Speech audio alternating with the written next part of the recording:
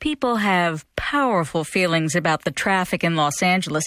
It says something that local officials warned motorists about a temporary roadwork closure on the 405 last year by calling it Carmageddon. Angelenos took the hint, and this weekend they're expected to steer clear of the latest 405 closure, named, of course, Carmageddon 2. That's how it is in L.A., a snarl of overstuffed freeways and commuters who keep their cool, except when they don't. KPCC's Stephen Cuevas has this profile of a punk rocker whose music expresses the insanity of L.A. traffic while extolling the virtues of public transit. Couple of things you need to know about Eddie Solis. He lives in L.A., loves the band Kiss, and does not own a car. Being someone who's from L.A., born and raised, and, having a few cars in my past, I saw the city much differently, through a different perspective, through the eyes of a bus rider. Want to just go all the way to the back? Sure. Line 18, Wilshire, Western Station. Just steps from the front door of his home, across the street from a tortilla factory in LA's Boyle Heights neighborhood, Solis catches a bus that connects him with the city's subway and the commuter train he catches to his day job at an indie record label in Hollywood. It just opened me up to little neighborhoods, galleries, clubs, bars, just everything. Just seeing what's out there, little pockets of the city. Solis's journeys aboard LA buses and subway cars informs a lot of the material on The New Los Angeles Part 1, Through the Eyes of a Bus Rider, the latest release by the singer-guitarist band It's Casual.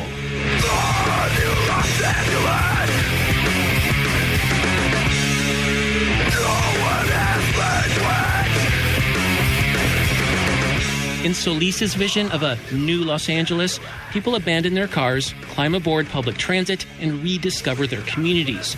One song extols the virtues of the LA County Metropolitan Transit Agency's Easy Pass and the urban underbelly it introduces to the rider. And that's a nod and homage to, the people who know what you could even go cheaper and really beat the system and really steer away from spending money on gas and oil profits and all that.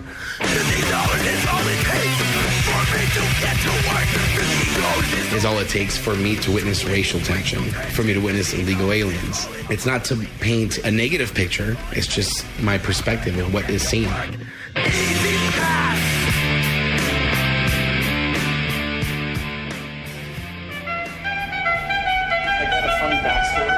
Off the bus and back on the street, we make our way past a jazz saxophonist playing for pocket change and down a long escalator to catch a train.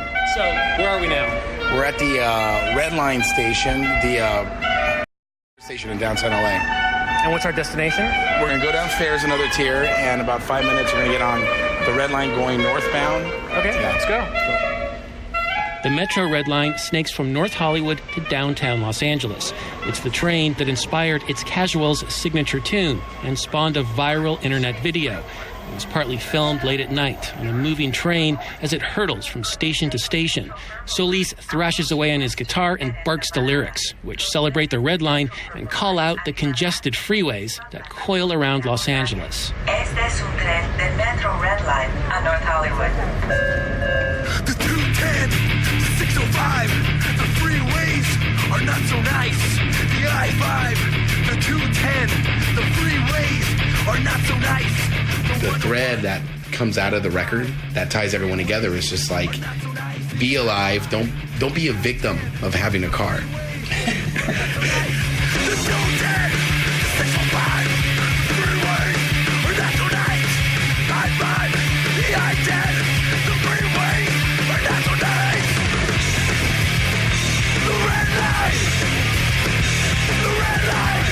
An MTA spokesman said he couldn't comment on Eddie Solis's furious pro-Metro message, but the Red Line video was a hit at the offices of Move LA. Eddie's done a good job. Thank you, Eddie. It's the public transportation advocacy group headed by former Santa Monica Mayor Denny Zane. He liked the juxtaposition of Solis blissfully riding LA public transit in one scene with scenes of the band raging against those notorious freeway jams. Eddie is all frantic when he talks about highways and so mellow when he's grooving on a skateboard and on the bus and on the Red Line. There's a metaphor for the transformation, from the, oh my God, I just got to get out of the traffic, to, hey, this is cool. I can mellow out. Or you can blast a tune like Too Many People as you claw your way across Los Angeles by car, bus, or skateboard. Los Angeles, there's too many people.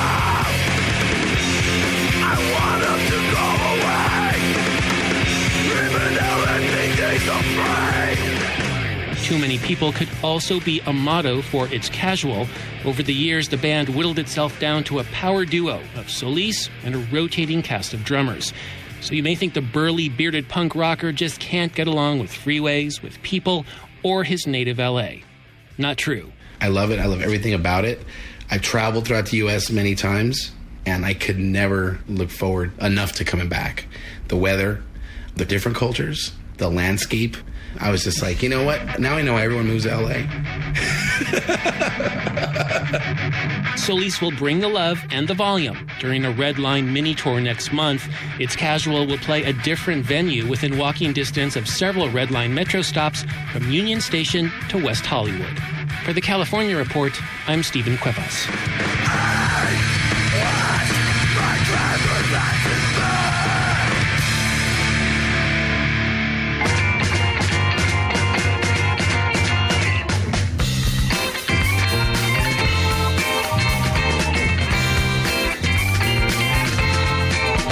That's the California Report, a production of KQED Public Radio in San Francisco. Our director this week is Nina Thorson. Seal Muller is our technical producer. We had additional engineering from Danny Bringer and Howard Gelman. Thanks to Hank Hadley at KCBX. Our online team includes Lisa Pickoff-White, David Marks, and Don Clyde.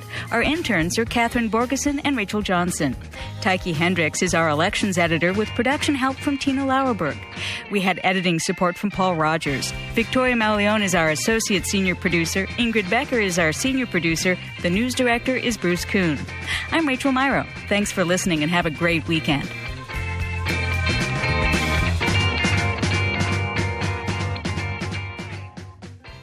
This is the California Report.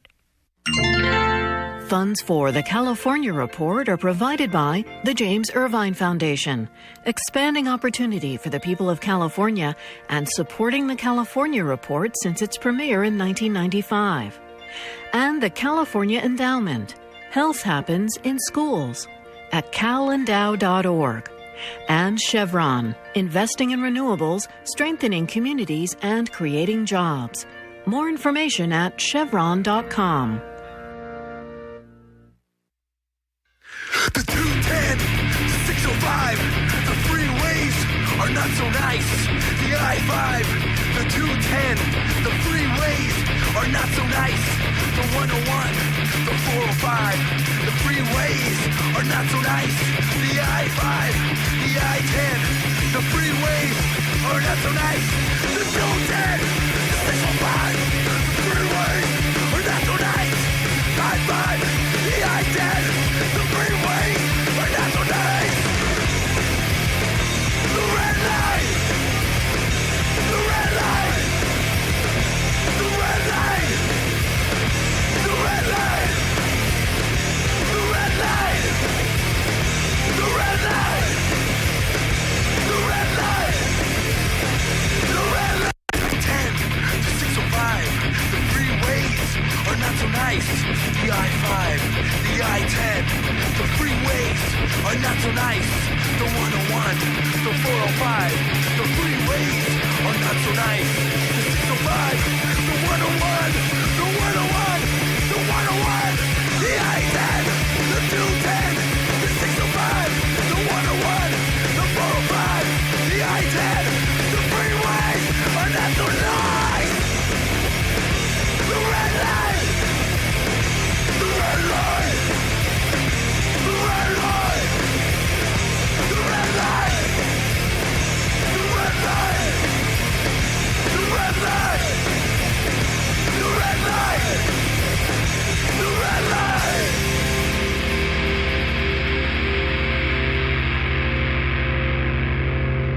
Hey, welcome to the 103rd episode of Los Angeles Nista. I'm the show creator, host, and producer, Edward Solis, and we got Ephraim Schultz as the co-host. Tonight, we're going to cover a lot of ground. Some interesting people joining us. Matt Skiba from Alkaline Trio. We're going to talk about some of the great things of Chicago and what he likes about Los Angeles. Money Mark, and born and raised Angelino, South Bay, I believe. No? Oh, that's what I heard. I guess I was misinformed. So we'll change your Wikipedia. Anyways, we'll bring him in when he's ready. But we want to start the episode off with a living legend, someone that used to inform me when all my friends got swallowed by gangs, guns, and tag banging in L.A., and when there was no internet to get information on skateboarding. Skate Master Tate, Jerry Hurtado, how are you? Good, man. Great. Honored to be here, man. Thank you very much. Fantastic. I thought it was time to get you in and articulate your life because I think without you knowing it, you changed a lot of people's lives with Skate TV. People used to come to you for information, and you would talk to these pros that we idolize, and you skated at the Peak Motel with a 4'9" board and grinded. Yeah. So you know what I want to know? The first question, yes, sitting in my living room in Whittier in 89, 90, 91, I never thought I'd ask you a question about how you got into skateboarding, but how did you find skateboarding, or did skateboarding find you?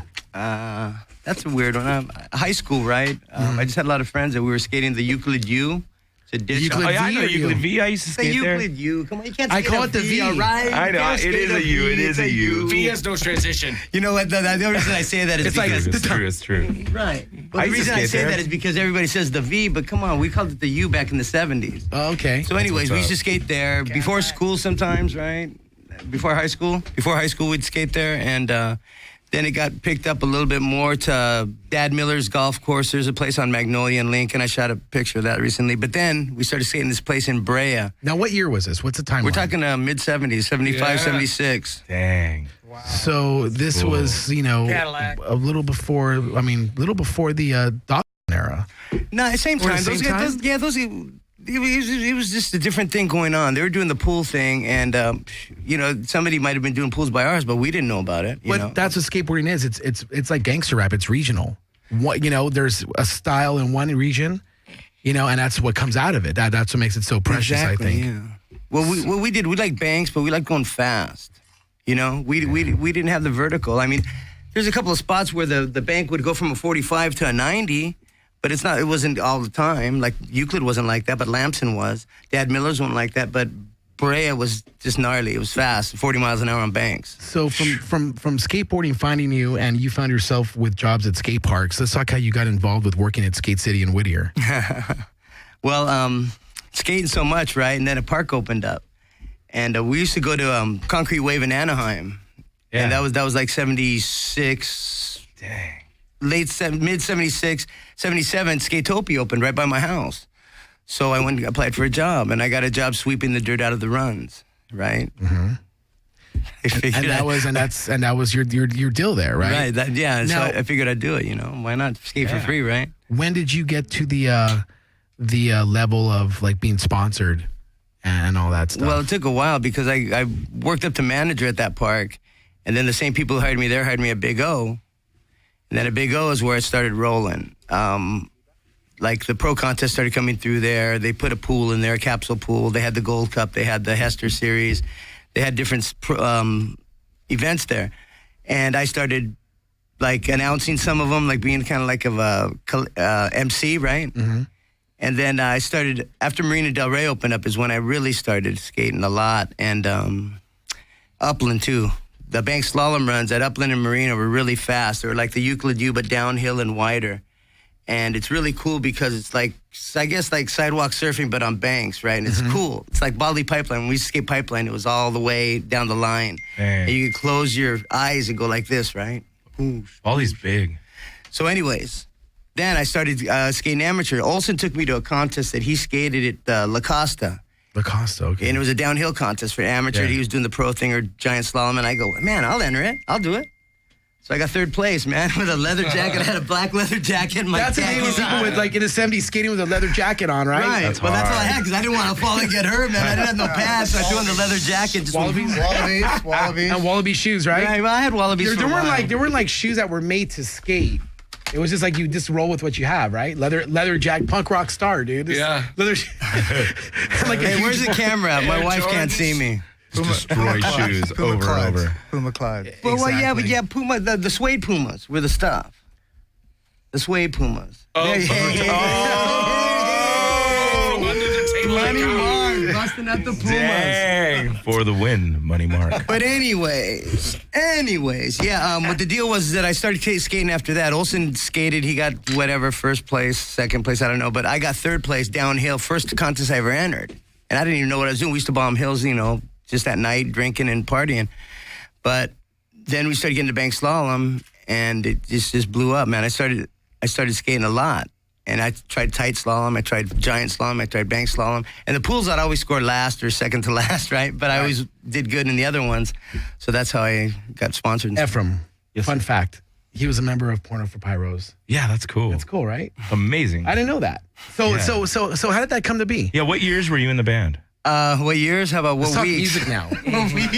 What week? Yeah. We talk skateboarding, and then we're going to talk music and TV. Fine. That's fine, man. That's fine. Whatever you want. So how did you fall into that? Okay, back to the skateboarding thing. Perry skates and surfs, right? So he was at the studio doing Gift, I think it was, and I brought him a Hosoi board. And I was living on 4th in California in Santa Monica, and I brought him a Hosoi Hammerhead with the Indies and the Rockets. Nice.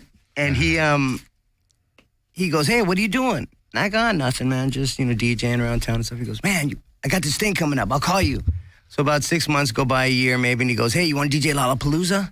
I go, well, so you went on the whole tour. I go, Lala, what? He goes, yeah. In between the bands, before they go on, you come on at noon. Then Henry will come on. Then Ice will come on, Body Count. Then Buttholes, Surfers, excuse me. And then, like that. Right. And I go, yeah, right on, man.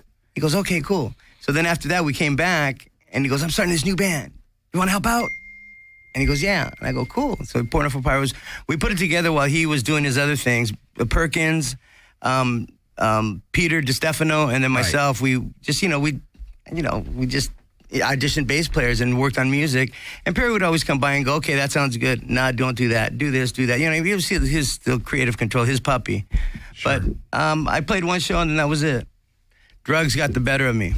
Okay. And you got the better of drugs now. Oh, yeah. But we'll get into that. Yeah, we'll get to that later. Now, to my knowledge, after doing the research, you did 2 other Lollapaloozas. Yeah. Right? Yeah. But just West Coast dates. West Coast dates. Still fun. Yeah. Now, tell me about how you ended up on Skate TV. There were no Mexicans allowed on Skate TV. or on TV. Or on TV. Yeah, period, right? No, man, Chico and the Man. What are you talking about? Chico and the Man. No, check it out, man. I'll tell you what happened. Tell me how it happened. Because being a Mexican kid from the East Side, sitting in my living room, see, Mexicans don't have cable. So yeah, I didn't have cable either. I could never see that show. Yeah, no, he didn't have cable. And to this day, I'm like, remember Skate TV? He goes, I didn't know. So the deal is like people would rally up at my pad and be like, okay, you got cable, let's watch this. so how did you end up? How did you end up on Skate TV? Okay. This is important, dude. Check this out. I was living in Hollywood and I was DJing a lot and I even did some funny little things like, like go on auditions and thought I was an actor for about a minute, right? Of course. Yeah, that's awesome. Everybody does it, right? So anyway, Stacy was putting the show together and Stesic and Nathan Pratt, old Z-Boy. Yeah. And they go, hey, man, why don't you come down and audition? And I go, what, me? Really? Cool, yeah, I'll come down. So I went down there and I thought I blew it. I tell you, I go, man, Stacy, I'm sorry, man. Stacy, why don't you call up Ray Flores? And I gave him these other people to call. So I thought I wasn't convinced I got it. And he goes, no, man, you did all right. Don't worry about it. So then about a couple months later, he goes, man, come on down, man. I think we're going to use you. And I go, cool. Awesome. So then we started doing it. And then that's when we got the call that Latinos know. Okay, so let's be honest though. Shit. No, I wasn't like that. I'm driving. I wasn't like that. Let's talk about the actual behind the scenes stuff. I mean, like how many, like back in the day, you guys would not record it, but produce it out of the Peak Motel. Right. In Van Nuys. Right. Now, how many episodes would you record at a 14. time? We did 14 in like 2 weeks. We did them all in like two weeks or maybe a month. Okay. Yeah. Now, there was 14 episodes total? Yeah. And that was it. Why did one season, small season. Why did it seem like 28? Because they kept on playing it. They played it in Japan. They played it and played it and played it. Okay. For like years. 10 years. Crazy. Now this is before skateboarding was what it was. now. Big business. I mean, it was still big, but not like it is not now. like video it was games, way more underground. shoes. It was still like, really against the grain. There wasn't as many skate parks, and it wasn't as accessible for people. Yeah, I still think it's against the grain. I mean, skateboarders are always going to be rebels, right? And the look down upon sport, I guess, or whatever you want to call it. But no, I mean, right now it's more socially acceptable to be a skateboarder than it was back then. Well, but back then, I think it was more socially acceptable to be. Skateboard fashion is a catalyst for what people wear. Right. I'm like surf skate. Yeah. Yeah. Now, when that was taking place, like, was there like skate TV groupies? I have no idea. I'm just curious. Nah, like I said, man. I had my hotel room. I did the show. I went in there, got high, came back out, did the show, went in, got high, came back. It was crazy. It was stupid. What were you getting high on? Weed. Maybe you should have checked your Facebook, and you probably would have had a lot. There of was fans. no Facebook. That's right. It's 91, right? It was before 93. It was during the cassettes and CDs were just coming out. Now, as far as all the episodes, was it all done at the Peak Motel? Yeah, it was all done there, except they got the bass to edit and stuff like that, and to put the sound in, because we did the music to it for it also. How big was that mini ramp? 4 feet? Yeah, it was tiny. Tiny, like 3 feet even, huh? Nah, 4.5. I don't know. It was small. 4 foot. Is there a favorite episode you have? Me? Yeah. Yeah. Yeah. There's this one that There's this one where I forgot the guy's name. Matthew Lynn, who's that big actor guy now of Scream, Scam. What is it? Yeah. SLC Punks. That guy, right? Yeah. Matthew Lillard, right? Lynn was his name back then. Matthew Lynn. Oh, okay. And see, we like the same thing. We look through these things, all these 8x10s and all these resumes, and I'm looking at, hey, he skates. That's all I cared about, if he skated, right? Yeah. And if he's, I guess, white too. I guess I had to look at that. Is he white? Does he skate? Yeah. So then check this out, right? So this one episode, I just went blank, man. It was just a total blank, and I go, and here's my man, Trout. White boy Mike. I call him Trout. Trout? I don't know why. Why is he Trout? I don't know why on earth, and I felt Trout. Imagine being so high. No, but wait, check this out. Check this out. I never went to him again and said, this is Matthew Lillard. So if you came in at that time, you would say, wow, his name's Trout. All right. Hey, I dug Trout, man. Trout was cool. That's amazing. I'm going to start calling someone Trout. So that was my favorite episode because of that. That's cool. I like it. Or if you forget somebody's name, hey, what's up, Trout? Yes, Trout. So, Trout, tell me about yourself. And I'll tell you, I'm not a big fisherman either, man. Now I'm a fisherman, but so, not. Wow. So tell me about when you were in the cusp and the middle of all the skate TV stuff. I mean, what were you trying to get anything out of it? I mean, obviously you were on Nickelodeon. I mean, was there like a ultimate goal, or was like, I'm just going to do these 14 episodes and that's it? No. Because the deal is that, like, I mean, I've always wanted to make money and live a career, like making music like these cats, right? Right. But the deal is that, you got to go through many steps. And one thing that I didn't want to do is I didn't want to, like, kiss any ass, and I didn't want to, like, you can't say sell out, because I'd sell out in a minute if I got the right money. You know what I mean? It's all about success, There's no right? such thing as selling out. Exactly. It's about being successful. But back then... You guys are sellouts. Sell out. Oh, you wouldn't go to NBC if you could, huh? So anyways, you know what I'm saying? I wanted to do, like, soundtracks to movies or something like that, put them together. Right.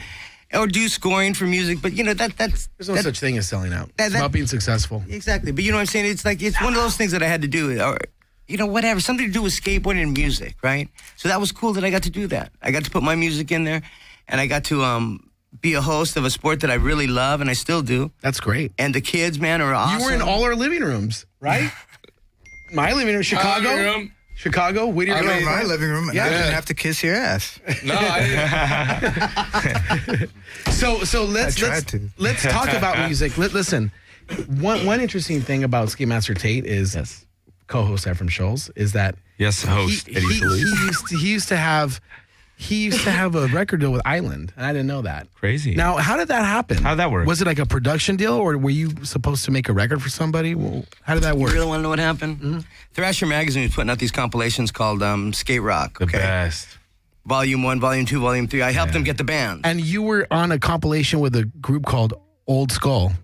Yeah, those kids. A bunch of kids, dude. Oh, it was great. Yeah, the kids. Old Skull, that's sick, right? So check this out. I remember Old Skull, yeah. When they came that's up, real skate rock. When they came up to Volume 4, That is real skate rock. When they came up to Volume 5, I go, do you guys need any other bands? And he goes, hey, why don't you do something? Beware, who did Beware Records, that Odd Man Out, Faction, those bands, the skate rock label, right? JF, I don't know, JFA. The JFA. Cool shit. So anyway, JFA Ducks, anyway. So anyways, they were putting out records. So they asked me if I wanted to do something. So that's the one that Skip Engbloom did, that word jazz poetry thing. And then I did my ridiculous song that got me a foot in the door, I guess. But it was really weird. And you know who produced it? Durf Scratch from Fear. How's that? No way. Really? Yeah, Levine was on. Levine was on the show. Yeah. So anyways, from there, I put out a record myself because I had a little bit extra money lying around from playing around and stuff. So then playing around and stuff. So then I put it around. So I put out a record on my label, Russet Records. Okay. I had a record label called Russet Records. I put out my own record. And first Beware put one out. Then they went out of business. Then I put my second one out because they didn't accept it when I went to deliver. They didn't reimburse me my money. So then I put it out myself. And then Kim Bui at Island Record goes, hey, we'll put it out. And that's 3 years after the fact. And I go, ay, really? So I took the money and ran because it was nothing that I was doing at the time. I was doing some acid jazz stuff for Eddie Pillar out of England. Wow. And that was a lot cooler. You'll hear that later. Oh, no, you won't because you don't have turntables. So. We'll hear it later. Now, you know what? No, you could Google it. Lesson 1. We'll add it to rotation on the show. Okay, there you go. How about that? You'll be here forever. All right.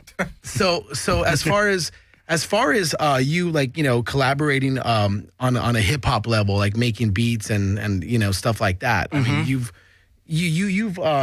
cross pollinated with key acts, and you actually brought an unheard demo on cassette from your living room. Right. Well, it's not a demo. This is actually, we're just drinking and puffing fatties and freestyling. This is never heard in the world. Never. It's Cypress Hill with Kid Frost and Booyah Tribe. Yeah. In your living room, just passing a mic. Right. And what year is this? This is 90.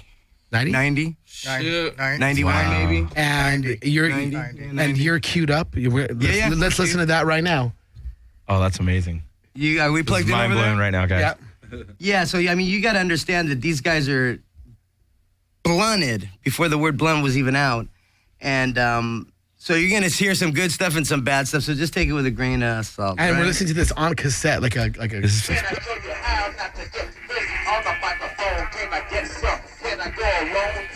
That's Sin Dog. Yes, Sen. That's Sin Dog. That's Sen.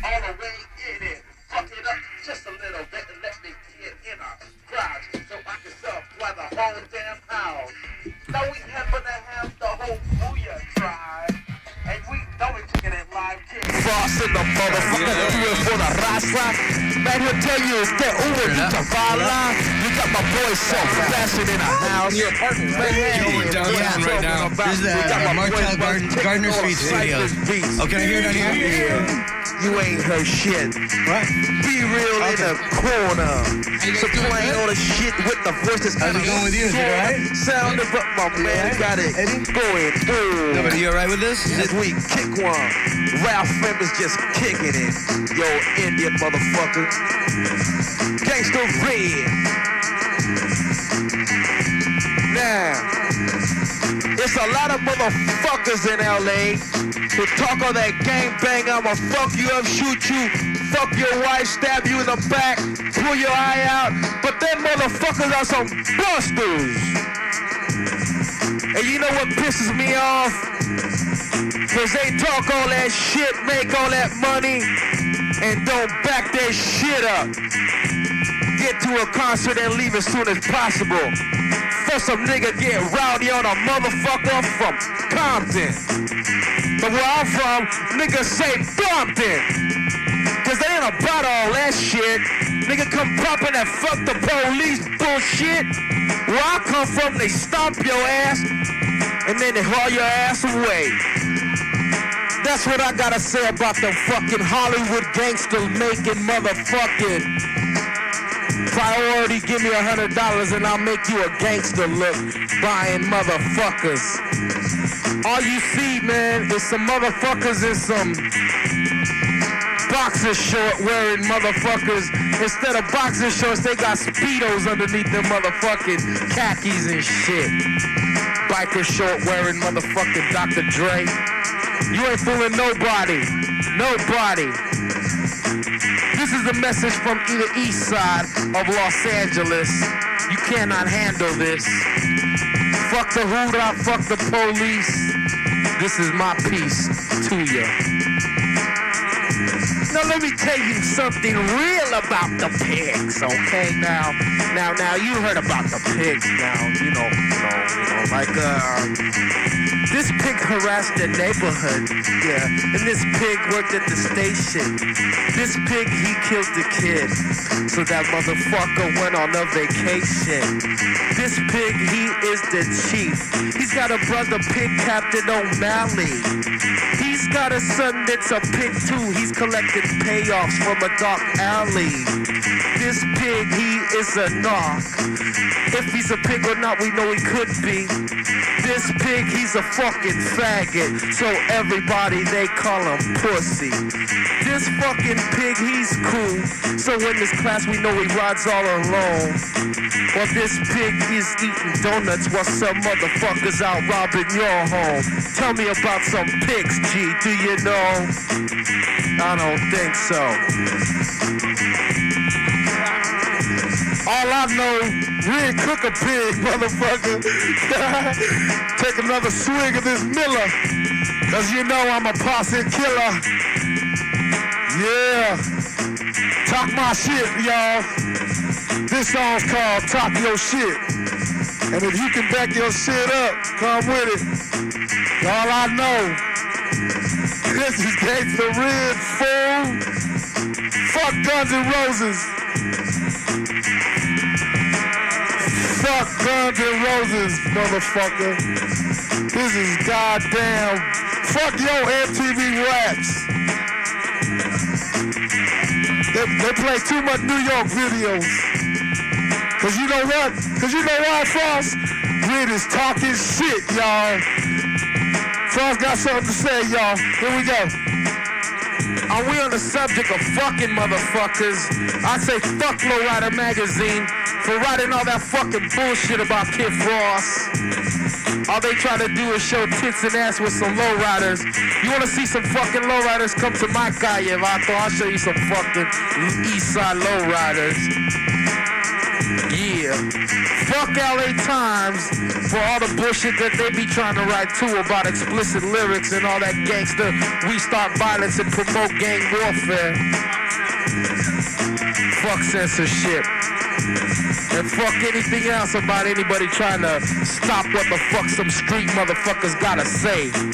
Ex-gangsters bringing the real street life and reality to your motherfucking ass. A message coming just like a shotgun blast. Bam! From the Kid Frost, Latin Alliance, 1991, and we just begun. Because in the year of 1991, this is day 2. And if you ain't down with this shit, man, fuck you! Yo, now we got all the niggas fucked up and rowdy. Wanna say, fuck everybody outside LA who ain't down with the scene. We talking this shit here. I like to say, fuck Jungle Brothers, cause y'all full of shit. Say, fuck Too Short, cause one of y'all motherfuckers diss my family blood, so y'all can go to hell. I like to say, fuck Hammer.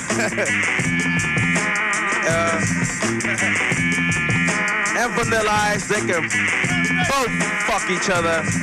But yeah, fuck Lighter Shade of Brown for trying to come on the Rasa tip and bite all our shit. Y'all ain't nothing but a bunch of busters from San Bernardino.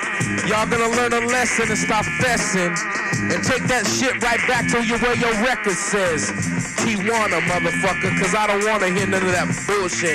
Take it down there where they don't understand what the fuck you talking about, you dumb, stupid, slow motherfuckers. As we talk shit, we got some more shit to talk. Yo, I wanna say something, G. Can I say something, G? You gotta talk some shit, money. I knew a motherfucker who didn't have faith no more, G. some faggots around from the Bay. You know, he didn't have fake no more and tried to call, everybody in L.A. a crackhead, but we may be crackheads out here, but we're not faggots.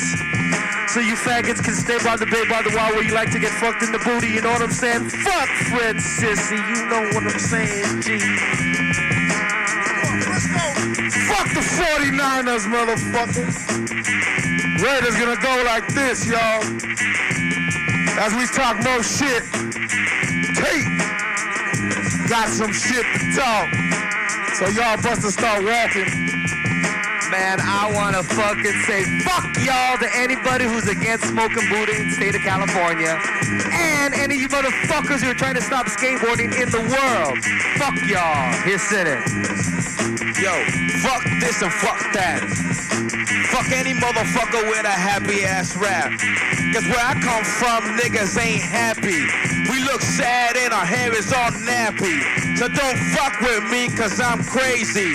I like to drink beer, sit around, be lazy. When it comes to having it, I like to squab. For one reason and one reason only, that's the ball. I ain't rolling with no motherfucking lynch mob. Say 1, 2, 3, the crew is called CHT. And if you wanna go through the tip top, killer niggas from lynch mob. Word up. Fuck this, fuck that, and fuck a nigga with a Compton hat. Gangsta red back in with that red zone, motherfucker. And I'm finna talk more shit. Much shit in 91 and the years and the 90s to come. Cause one I hold is over. Make all you busters from the Bay Area roll over.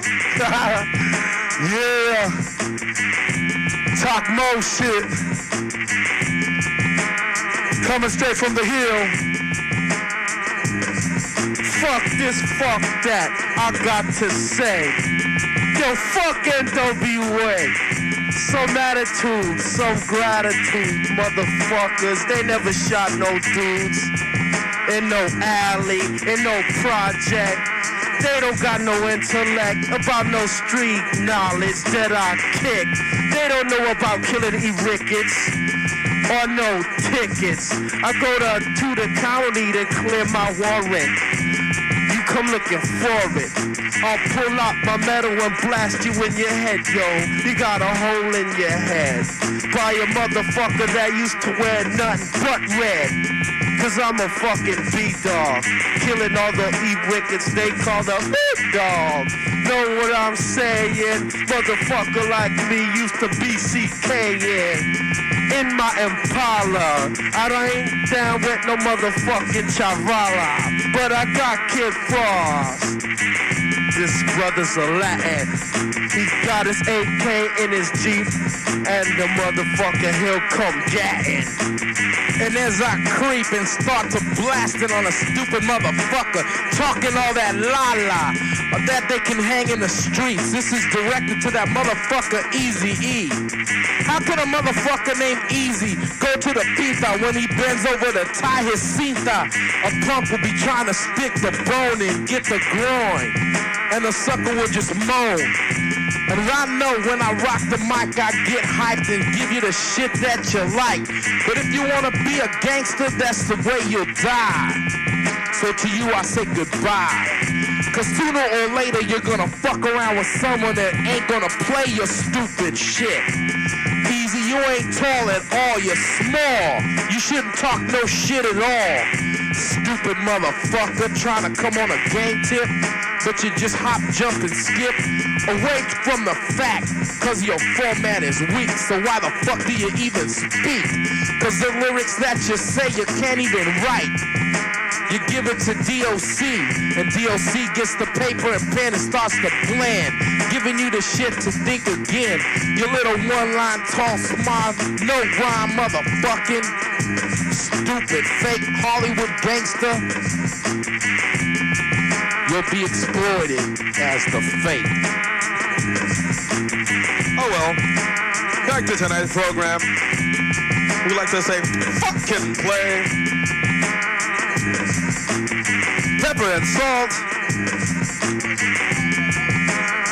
It's all your fault this little happy rappy crap shit got started, you little punk motherfucker from the valley. Cut your hair, you eraser-head motherfucker. Look like the most important thing in your world is your head manicuring some bitch, while your homeboy plays you like a bitch. Dirty Q-tip head looking motherfucker. While we're on the diss tip, I like to diss Delicious Vinyl. I ain't even gonna talk no shit, cause y'all niggas had enough talking shit about y'all already. Well, you know, we coming up in this 91, and niggas are just barely having to have fun. I like to say peace to my brother Mello, peace to Kid Frost, peace to the whole Booyah Nation, peace to Cypress Hill, USA, peace to the skating rebel Tate, Sebastian's in the house. But one thing's gotta be stated for another year, this whole home bullshit, where all the New York groups come up and try to scat and rap and snapping on shit. Our shit will not be held back in 91. And when the brother say peace, he don't mean peace as in unity, motherfucker. He mean piece of that ass. Cause we coming in like this, y'all. West Side Booyah Tribe, fool. Gangsta Riz, straight up. Never like to be clown. That's why the lever get pulled down. Who down come and fuck with my town? You run from the way it sound. This ain't no flu thing. Gangsta Riz, y'all. Godfather KOD. All the homies, all the Pyrus from Westside Brownsville and Happy Valley. We rolling like this in 91. Back to the boss, Kid Frost in the fucking LA zone, motherfucker. 213, motherfucker. Yeah, the 2 motherfucking 1-3. And now you discovered that Gangsta Red got the west side covered. The same thing comes when you come to the east. You have to deal with the piece, but not the piece of that ass. You get the piece of that gat. From the 38 Psycho Blast. Coming from the east side, Puro east side. Kid Frost, East Los, the Mexican, DJ Ralph M, that can blend. I like to say peace to the Latin Alliance tribe, MCALT, Mark Ski, Ray Ski, the lyrical engineer, Will Rock, and we won't stop. Peace in 91, we just begun. Don't make me go and get my gun, cause I'll have all you stupid motherfuckers on the run. Quick, you must be sick trying to kick. I don't know what the fuck makes your heart tick, but mine ticks off the sound of a trigger. How you figure that you're bigger? To them niggas with that attitude, you just met up with a Chicano with no gratitude. So I get rude, motherfucker. So what's up, motherfucker? Yo, be real from Cypress Hill, G. I'm from South Central, and I begin to get mental, motherfucker.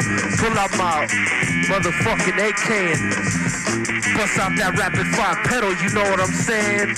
Cause we got the South Central side covered.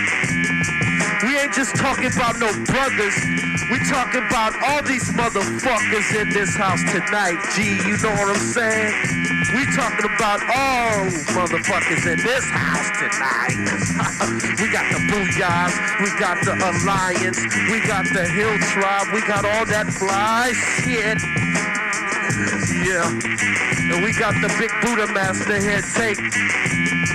Tate, who you got to talk shit about with that big fat joint in your hand, G? You! Thank you. Peace to the homeboy Tate, who been rolling up joints for about an hour straight, and we been getting more and more lit. Yo, man, pass it so I can take another fucking hit. And with my flurry of punches, I throw them in bunches. Mines are hard, just as soft like sponges. All you get's one shot, no need for no gunshot. One spot, I spot, your weak side, I drop. We take advantage, and then we do damage to the opposition that ain't came from Los Angeles. The static's automatic if we must have it.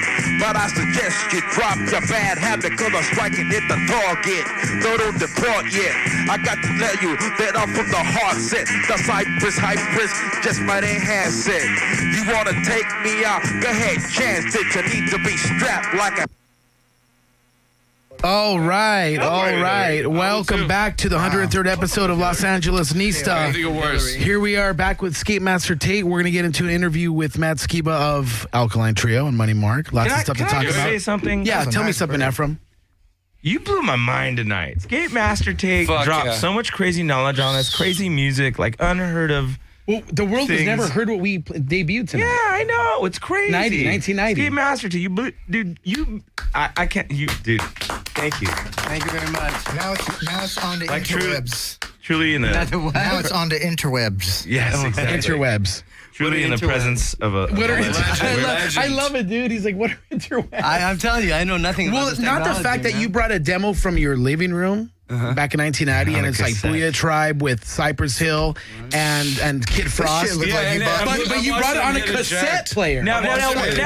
This shit looks like from Montgomery Ward. Remember Montgomery Ward? No, hold on, Eddie. Last week for $2. Eddie, really quick. Remember Montgomery Ward? Really quick. Not to interrupt and not to, but Mark. Yes, sir. Now, this Montgomery is like Ward. a flip up. Hey, this is money, not just Mark. This is Money Mark, everybody. Everybody, Money Mark. But here's the question. Here's the question, Mark. The Covenant? Noah's Mark. The cassette player's using, it's like the flat one. You push the button, it flips up. From what I understand, you do DJ sets using two of those things. That's right, man. And what happens at those sets? You clip the art up, throw the tapes out, some crazy shit. Well, I'll show you. This is how I fade. I have two of them, right? And one music's playing like this. Okay. And then the other player's right this side. Like this. And I fade it to the other. No way, really? Microphone, yeah. With a mic. Yeah. So when I do a gig, when I go to a gig and they ask for my my specs, I go just the microphone. And they were like, "What? You don't need turntables?" So they're like, "Advance the show, bro." Table? Hey, you don't need we need to advance the show. You're like, one mic. One mic, please. Sounds better than anything. It sounds amazing. Yeah. Fuck that. But anyway, I love it. Anyways, I had to ask you about that. It's mind-blowing. Shit right there. So.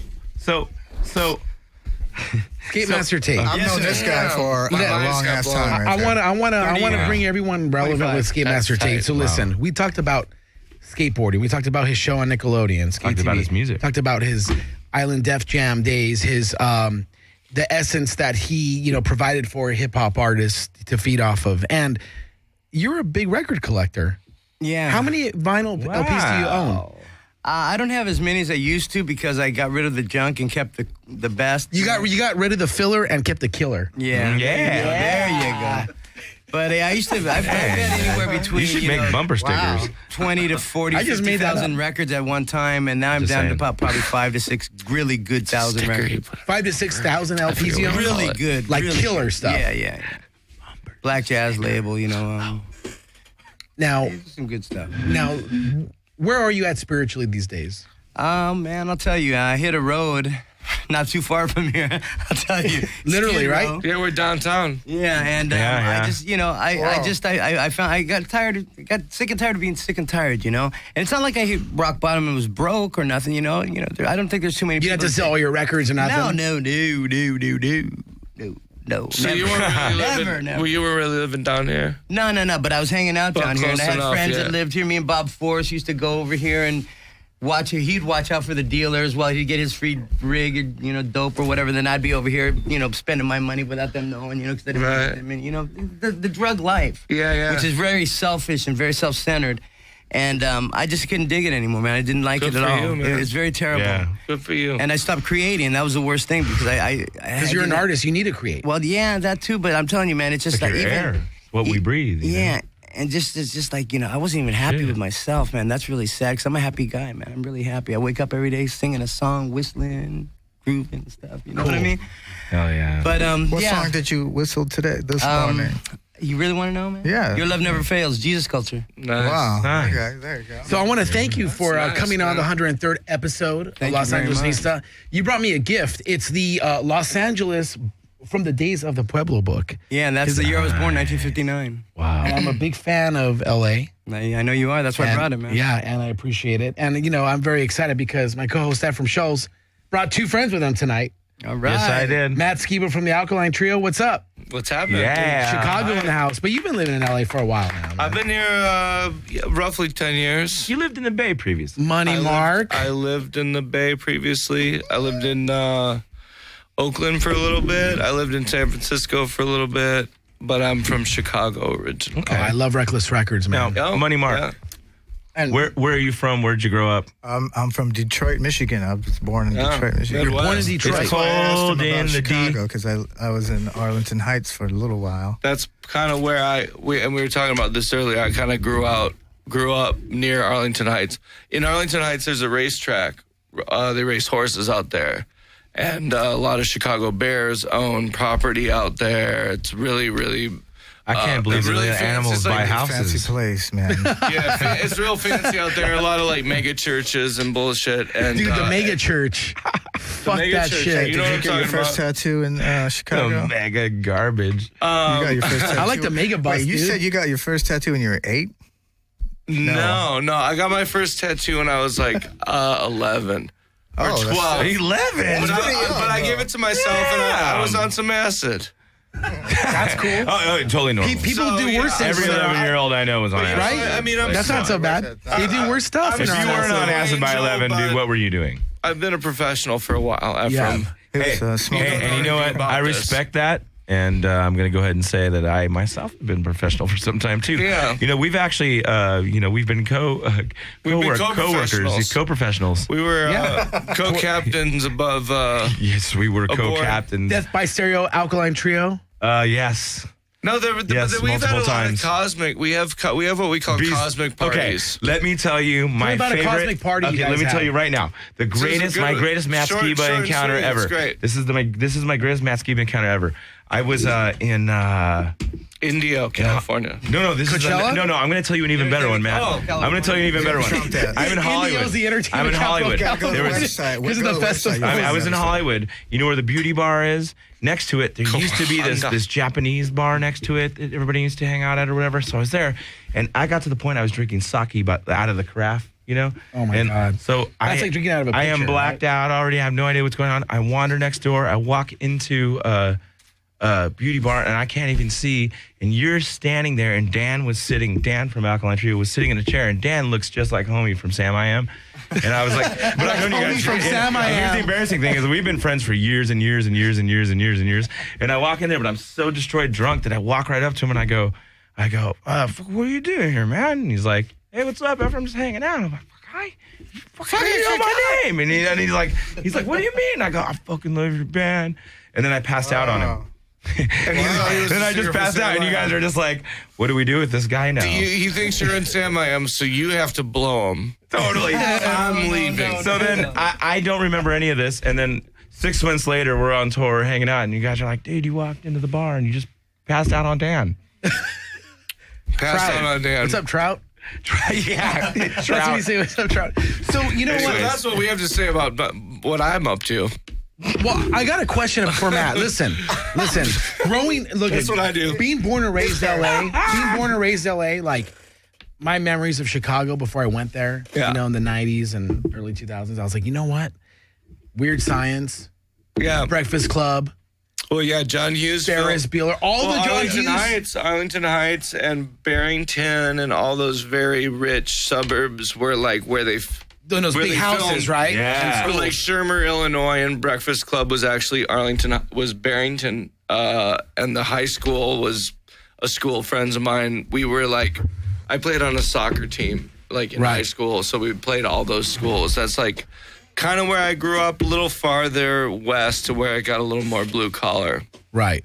But still kind of a pretty Norman Rockwell upbringing. Right. But I spent a lot of time in Chicago seeing hip hop and punk rock shows and skating at, there were parks springing up all over into Illinois. cool shit, right? Good music. Yeah, my parents were supportive. They let us practice at the house. They would take us to the skate park every weekend. Now, I think that, the magic of skateboarding and music is so just priceless, and you can't even like stick a label on it. Like whether I'm someone from LA like Ephraim and I, or you in Chicago, like we're both like, yeah, Black Flag and NWA.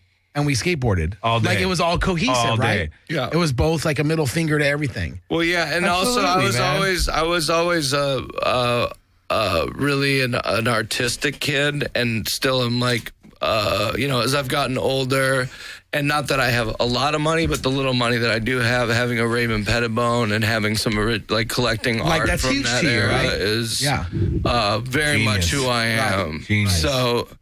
So I think the arts, I think skateboarding it's a sport, yeah, but it's an art. I mean, there's people like, who was that kid that smashed his head open on that handrail and then a week later had pillows duct taped to, Ardo Sari. Yeah. Dude, that thing, that's commitment. Like you're really that's really what you're living to, you will live and die to do. And I think that there's an element of that in music, in any kind of art, and I think in skating that shows the art of skating. Right. And how many people in society don't have the balls to do that? So I mean, not do the handrail, but just be who they really are. It's I think it's quite rare. Just be who they really are.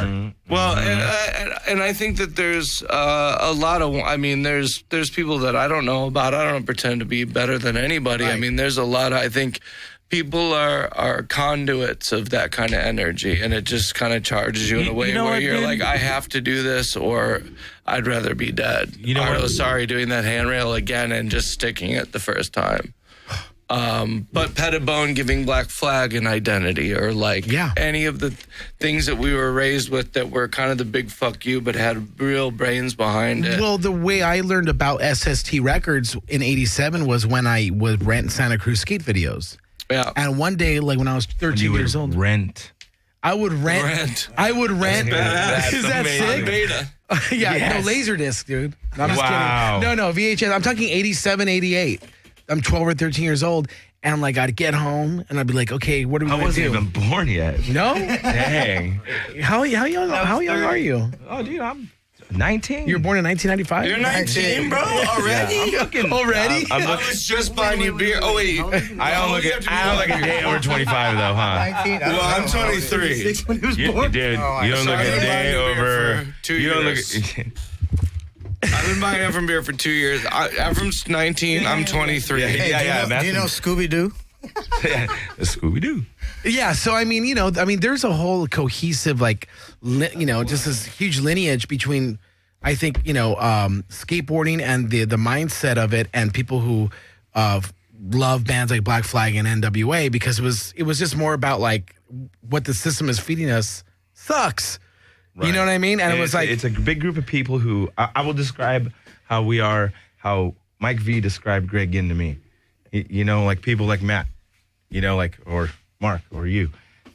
Everybody lives in this box, and they just walk, stop, walk back, stop, walk forward, stop. People like Tate, you know what I mean? Like they don't stop. We just keep walking through that box. Like Tate, how do you think he did all the amazing things he did? Yeah. Walking through the box. Exactly, man. Well, no. That's how we all are. We're not in that box. Jack in the Box was good to me. Jack, you know what's good? The Munchie Meal after 9. The party starts after 9. Yak in the Box. Have you heard about that? The party starts after 9. Yeah, at Jack in the Box. There's a new Munchie Meal for $6. So, hey, sorry. This episode is brought to us by Amoeba Music, Amante Downtown LA, Soul Skating Los Angeles, Death Wish, Jarritos. Baker Skateboards, Program Skateboards on Jarritos, and La Mascota Bakery. Yep. And I would also like to say that if I had to stare you square in the asshole, I would yak in the box. But where I was going with what I was saying about Chicago, coming from an Angelino. I feel you. Coming from an Angelino. I feel you. And then speaking of Chicago, all I thought about was like, okay, John Hughes movies. When you were in Chicago, what were you thinking about? Like, what was LA, NWA? LA was NWA. LA was Santa Monica. Like I wrote, like was really into the Santa Monica airline. Nadas. Oh, like the whole SMA scene. I love Eric Dressen, Julian Stranger, the whole Dogtown like was a great snowboarder like culture. Too. Ripping surfer. Because I grew up. I rode for Joyride for a period, but do you still skate? But I do. Genius. I still like. I like to speed carve. I really love. We should go. We should go the no sometime. comply. The no comply is one of my favorite. Just dude, you know what or like just popping little ollies over like sewer caps and just no comply. I'm like no comply, front side or back side. I just like rolling around. I just kind of just pop around and what. Or if I go to a park, I'll just kind of speed carve and not really. How about no comply switch dance? I'm not very good. I always was Ray Barbie style. Well, Ray Barbie is one of my heroes. Ray Barbie's a ripping guitar player. Stuff. Yeah, we play together. Oh, dude, he's so remember we hung out with Ray. We hung out with Ray at Coachella, and I felt bad because I kind of offended him because we have a white Joe and we have a black Joe. Mm-hmm. We have two Joes. One's black, one's white, one's black. And we saw Black Joe. Yeah. And I was hanging out with Ray, who I just met, who's one of my heroes. And I was like, "Hey, Ray, this is Black Joe." Oh no! And Ray's like, Why do you? I'm like, we have two Joes. We have white Joe and black Joe. Like, and he was like, well, as long as he doesn't care about it. I was like, shit. I know, like Black Joe, but Black Joe's like been Black Joe for 4 years. So so it's all good. Yeah, right? Well, White Joe's been White Joe the whole time too. If he was the only black dude named Joe, he'd just be Joe. But he would turn out to be Black Joe, and hopefully it didn't freak Ray out. So Ray, if you know, too many Joes in the kitchen. Too many. Yeah. When did you start the Alkaline Trio? What's up? When did you start Alkaline Trio? What year? 96. How'd you end up on Vagrant? One of the few companies that was actually putting money into like independent projects, right? Where they thought that independently they could make a band as big as Blink-182 was their grand vision, which was completely possible at that time. I mean, in independent anything, R&B, hip hop, punk, but punk rock especially. Like the Get Up Kids and shit when they were big. We were out touring together. We were touring together. Those are good times too. Yeah, and that was like a great era though. when you're selling out a room of 1,200 people and you're like, major label bands couldn't do that back in the day. You know what I mean? And all of our friends' bands were doing it totally independently. It's like this makes you think. So Money Mark. We had the personal phone numbers of all the record stores and the personal phone numbers of all the promoters for all the old clubs. Yeah. And we just called them. Then we're going to fucking make our own Do it yourself. It was the DIY, but you guys were committed to doing it. Couch surfing. No, but we committed to do it. That's right. Hey, Mark, so you, I mean, I know your solo I'm the work. Mike Watts school. Mike Watts school's SST. The Econoline. Yeah. Lift your shit. Yes. Hey, you mean the Chicano line? Yeah. Oh, yeah. The everybody's Chicano done line. this. They took the bass cabinet and put it on a skateboard and went into the club with it. That's what we did. We had 3 skateboards. Dude, you know what I used to do? I used to mount trucks and wheels onto the side of my my cab. Oh, that's right. And that's tight. Just roll it, That's tight. It worked. That's really clever, actually, dude. And so, anyways, I mean, I'm a huge I just love SST and Greg Ginn and everything that they've carved. I used to work for Greg. I got a great relationship. His father was my teacher. He ran SST. Really? Yeah. Wait, his father. You're not gonna believe this. Okay, here it is. ELAC. No, his father was my teacher. Philosophy teacher. Where at? At Harbor College. Harbor College. And Mr. Ginn said one day, no class today. Okay, cool, whatever. So I guess I didn't get the memo or whatever. I went to class and they're filming a video there. But only 10, 12 years later, I put it together. That was Black Flag. What? So Mr. Ginn was my Great teacher. Story. And then it all came full circle when I started doing the whole Angels Gate Cultural Center scene. Cool. And so rehearsing up there, and I'm playing with all those I'm a huge music fan, so I know all your solo stuff, and I want to know what's the backstory of how you ended up working with the Beastie Boys. Well, no. I'm going to tell you that. But before, I got to mention the tail end of that story was Joe Baeza. Ed from Ohio, and Ohio, and everybody from all that whole crew. Muggard. Everybody. Muggard. The Nig Heist, bro. Spot? What? The Nig Heist. Spot? I don't know where Spot is. Dude, I threw a show with Wino. Hey, I want to give props. And Muggard showed up with like these crazy like supermodels. Okay. What? Muggard was the dude, man. He was a roadie for life. Yeah. The Nig Heist, dude, right? Whoa. What year was that? The Nig Heist? No, the models. Oh, like 4 years ago? No, say it again. Wait, what? The Nig Heist? But that's the name of the band. Yeah, What's the the Nig big Heist. deal? What's the name of the band? Nig Heist. Oh. Hey, no. I said Hey, let me go. Let me turn a corner a little bit for what he was talking about. Right. But it was for me. Okay, I'm gonna name all the women. Okay. It was Plasmatics. Right. Wendell Williams. Name some. It's like it was Joan Jett, Lita Ford. Yeah. Runaways. That's a little before. What about a little later on with like the Pandoras? The Pandoras a little later down the line. Kira. Kim Gordon. Oh, Kira. Kim Gordon, but West Coast, East Coast. Pandoras. Patti Smith was knocking about it at that point, wasn't she? East Coast. Kathleen Hanna. Yeah. Are we talking West Coast? West purely? Coast, yeah. West Coast. Okay, you got Lydia Lunch would come out here too. But right? she was a New Yorker. She was a New Yorker. Yeah, she was definitely a New Yorker. Nina Hagen. No. It was then L7 came. Right. Luscious Jackson. And Luscious Jackson. And then there was all the Bikini Kill Northwest stuff, but That's not right. California. Kathleen Hanna. She's the queen. K Records, Kill Rock Stars. Anyway, so eventually Kathleen and Ad Rock became, they got married, husband and wife and everything. So, but that's from that point, everyone went like this, and then it came together. At a certain point in the 90s, it all came together, right? Like, so 98, everything was like together, right? But I think it was the Lollapalooza of 94. Yeah. Right? When Beastie Boys headlined. It was Beastie Boys. Green Day opened that. Pumpkins. Green Day opened it. P-Funk played. The Boredoms opened it. P-Funk The played. Boredoms. L7 played. I was on so much Boredoms. acid. Hey, we got a caller. Oh, yeah. Oh, we do? Shoot.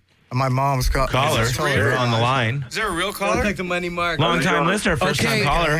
Okay, hold on. Here we go. You're on the air. Who's this? Hey, how's it going? My name is Pat. I met Matt Skiba over at Vernon Hills Mall. That's in Illinois. Yeah, in Vernon Illinois. Hills Mall. Yeah. Where's that? That's in Vernon Hills by Libertyville. Libertyville, Illinois. There's a Sam Goody music in that mall. There used to be.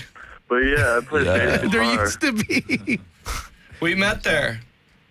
Yeah, we met there a long time. Nice? Was he nice to you? Was it when I was he working really at nice. Victoria's Secret? He said, nice shirt. I was wearing a Naked Ray Gun shirt. He said, nice shirt. Oh, that's tight, man. Yeah. Did you have any pants on? I had my pants on at the time. That's unfortunate. Take them off. Take them off. Yeah, I love the Naked Ray Gun. Wait, so how is it 20 below right there, out there right now?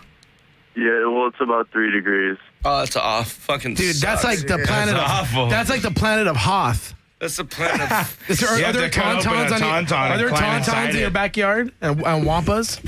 Womp. What's that? Wompy. Are there wampas? Wampas.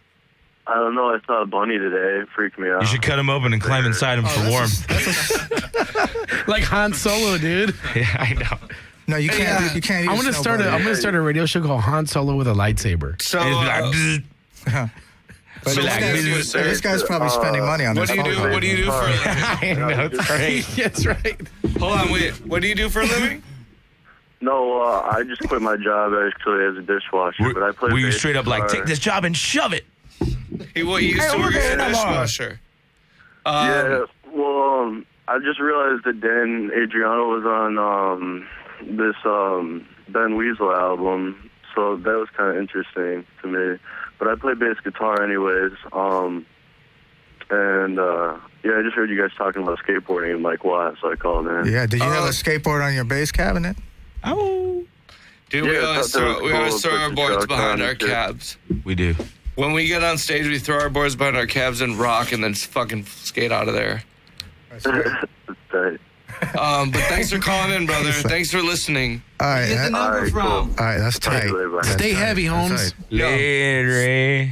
Stay heavy. Dude, he was classy. He was like, that's tight. He was classy. Right? It was classy. Hey, Matt, I would just like to say, Matt, you have some classy fans, my man. we Cheers. do. Cheers, everyone. Thank you. This goes out to the classy fans. Classy fans. What was that? The Vern Ford Mall or something? Hey, Mark, Yeah, I think he was a fancy lad. I don't know what that mall is. The Vernard Valley Mall. That was too. I've never been to such a place. in Libertyville. Oh, that's where your Volkswagen broke. I don't have a Volkswagen, and I've never been to fucking Libertyville. I laughed so hard at that. And now I feel I like got high a in dick. 10 years, man. I just got high off that. He just that wanted to fat- talk to you. He just makes some shit up. I gotta make some shit up. Let's see. Look on the Libertyville. map. Oh yeah, Libertyville, close to Chicago. I'll see. That's what he did. That's exactly what happened. Your fans go through all this trouble to get to talk But to you. this doesn't That's happen. real fans. But this doesn't happen all the time. This was a one-time deal. Well, guys, I don't want to interrupt or anything, but it's kind of important. We have officially killed the 19 Tecates. That's it. Wait, You got there's a one more. 19-pack? Then there's one more. No, there's Get the one fucking more. 19-pack. There's one more. Yeah, I got the 19 pack. It's off. Oh, It's there's one more. weird. You get to have it. Oh, you got that in Tijuana, right? Yeah, it's a 19 pack. Hey, Pero tienes una 19 pack. have you guys ever had? Pero no, tienes un seriously, 19 pack. seriously. It's a 19. No, seriously. Have you guys ever tried ghost chili?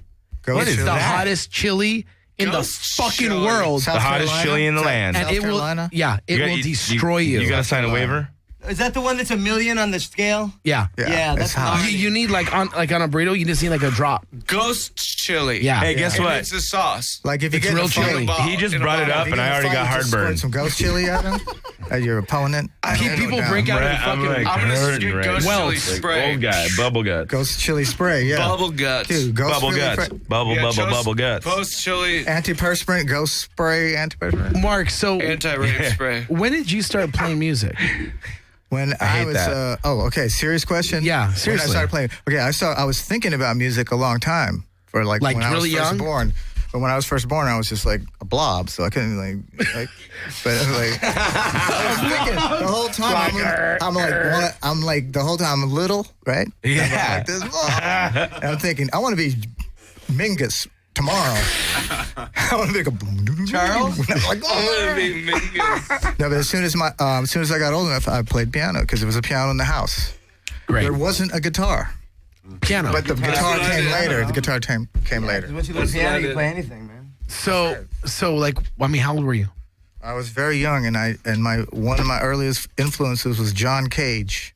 I was into like all smart shit when I was little, and so I started doing theater because of that. Right. Like doing weird shit for like Singing and acting on stage? Well, I had to learn that, but I would do sound designs for plays and shit. So Oh wow. so I got to do like weird like Burt Burt Bacharach kind of stuff? Ben Burt Star Wars shit. Oh, yeah.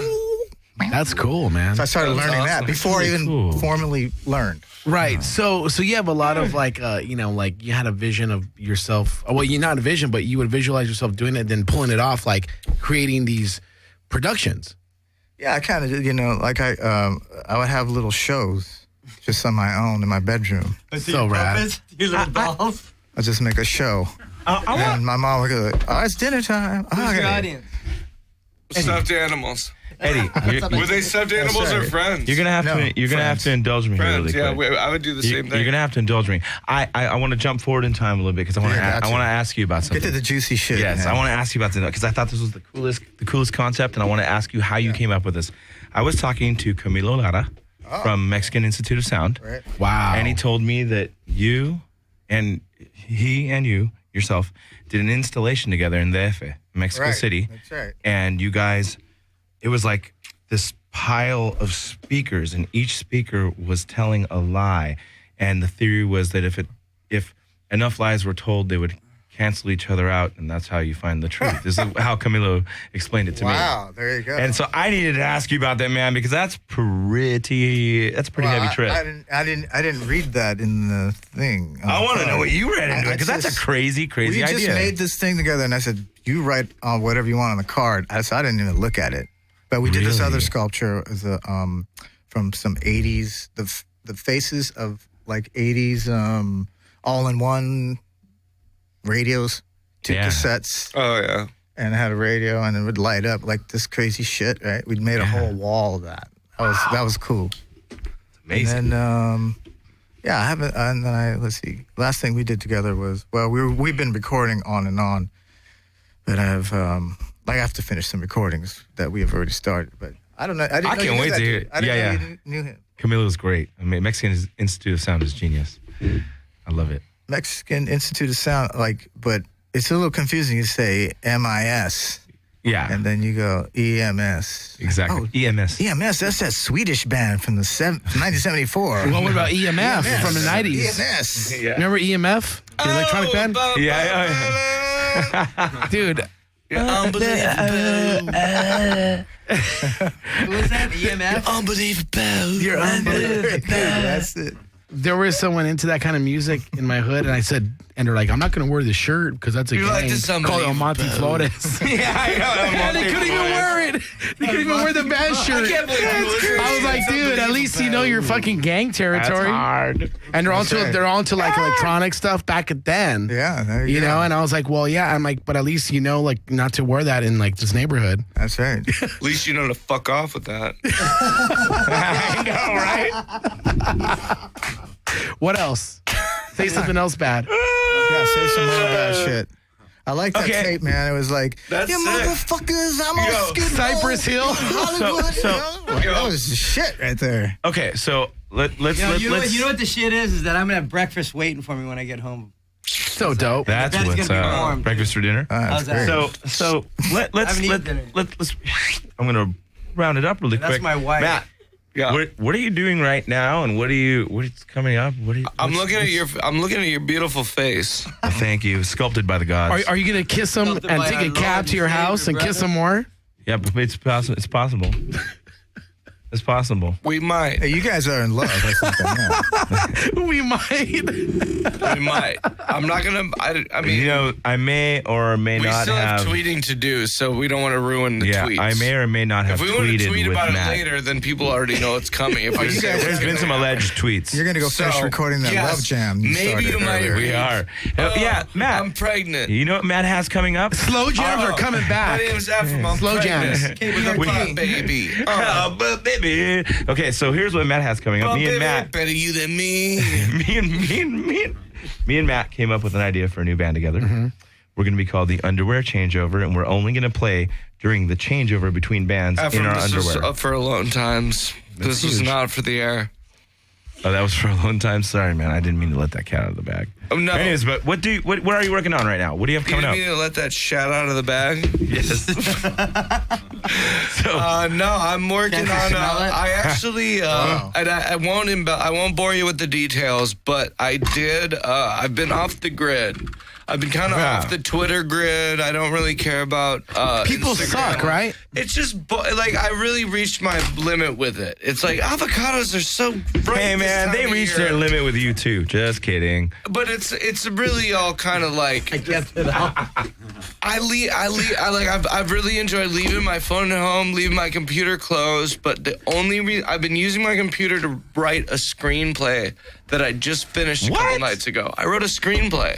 Let's hear about the screenplay and what's it called? It's called Twilight Man, and it's based on a true story. It's something better read and seen than described. Really? But it's this guy Boyd Rice who pioneered industrial music. I met Boyd Rice with you in Portland. Yes. When we were on tour together with Yes, you Rise did. Against. Yes. You've met Boyd. Yeah. Boyd kind of cool. he used the backward N death rune. Yeah. I believe Trent had to ask or politely ask permission to use the backwards N in the Nine Inch Nails logo. Mm-hmm. Right. But Boyd started this band called Non. He was a Church of Satan member. He was that's with cool. Church of Satan dudes when they came to the show. And his night job was he was an alarm agent. Mm-hmm. So when San Francisco was overrun with crime and serial killers, the Zodiac was at large. There was all these crazy things going on in the late 60s and 70s. And Boyd's night job was he would be dispatched to alarm calls. So he would get there before cops, and he had a 357 on his hip. In the docks. In the docks. Yeah, in the docks. Like, it's just all these really great old San Francisco stories, and it was just the precursor to punk rock in San Francisco, just as the Flower Children were dying off. It became this intense kind of dark place. Apocalyptic blood shit stained place. And you know what? If it was blood stained or shit stained, that'd be fine. But when you put those together, blood shit, I can't deal with it. That's why the Dada thing came, like, you know, residents and shit, because of that evil, weird, corrupt, dark, fucking that weird shit. Then it had to turn to something, and that's the only thing it can really turn to, right? Terrible, exactly. And industrial, terrible consolidated. vibes. Did you listen to that? Yeah. So, yeah. And the docks, right? Terrible vibes. Terrible vibes are afoot, and it's a hell of a story. But my friend wrote this memoir, gave me the rights to it, and I just wrote it with a director friend of mine.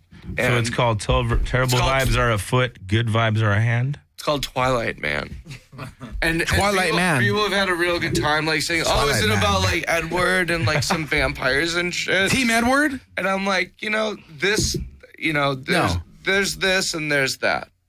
We're separated. You can get by, with this, or you can get with that. Oh, you can get with this, or you can fuck my face. Oh, you can hit him with a bat. Bam. Same thing, isn't it? Mm-hmm. That's right. So I got a question for Money Mark. Okay, so what do you do to stay inspired musically? Blow out of a beer bottle. I don't have to. No, do you need to be inspired? I have an excess of inspiration. It's fucking coming out of my ass. I fucking just anytime. Give me a rubber band. Let's make a song. You right now, let's do it right now. Let's just show it how we do it. This is Alkaline Trio, Money Mark. Let's do it. Skate Master Tate. Come on. And Alkaline Trio's Matt Skiba are going to play a song on the table right now. They're going to jam right now. Okay, let's get the output This going. is a live jam. This is happening right now, and they're all going to jam together. Hey, Tate, spit a rhyme. Spit a rhyme. Ready? Here we go. Here it comes. This is live and direct. Live and direct.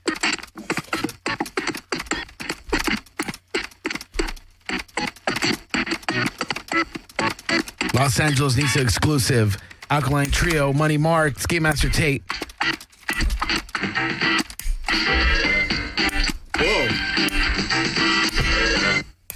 Whoa.